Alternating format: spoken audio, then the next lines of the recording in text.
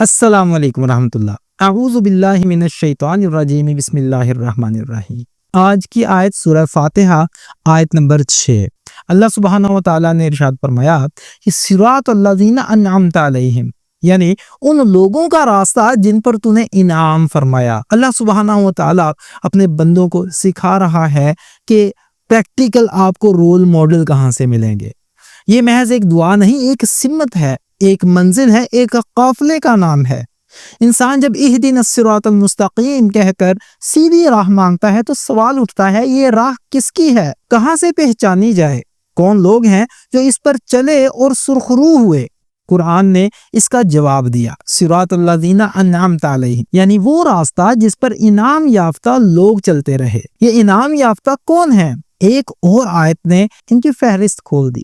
فَأُولَٰئِكَ مَعَ الَّذِينَ أَنْعَمَ اللَّهُ عَلَيْهِمْ مِنَ النَّبِيِّينَ وَالصِّدِّيقِينَ وَالشُّهَدَاءِ وَالصَّالِحِينَ۔ سورہ نساء آیت نمبر 69، یعنی انبیاء، صدیقین، شہداء اور صالحین۔ گویا اللہ سبحانہ و تعالیٰ یہ دعا بندے کو اس طرح سے سکھا رہے ہیں کہ وہ انفرادی خواہشوں کے پیچھے نہ بھاگے، بلکہ اس قافلے میں شامل ہو جائے جو ہمیشہ سے کامیابی کی سند پا رہا ہے۔ یہ آیت واضح کرتی ہے کہ سیدھی راہ وہی ہے جس پر انعام یافتہ لوگ چلتے رہے۔ اکیلے اپنی عقل سے راہ بنانا گمراہی ہے۔ اصل راہ ان کے قدموں کی خاک میں ہے جن پر اللہ سبحانہ و تعالیٰ کا انعام ہوا۔ فرعون اور قارون بھی مال و سلطنت پاتے رہے، مگر یہ انعام نہیں تھا۔ انعام وہ ہے جو آخرت میں عزت بنے۔ آج ہم نے اپنے رہنماؤں کو بدل لیا۔ ہیرو وہ ہیں جو شہرت اور طاقت میں نمایاں ہیں، مگر کردار اور صداقت میں خالی۔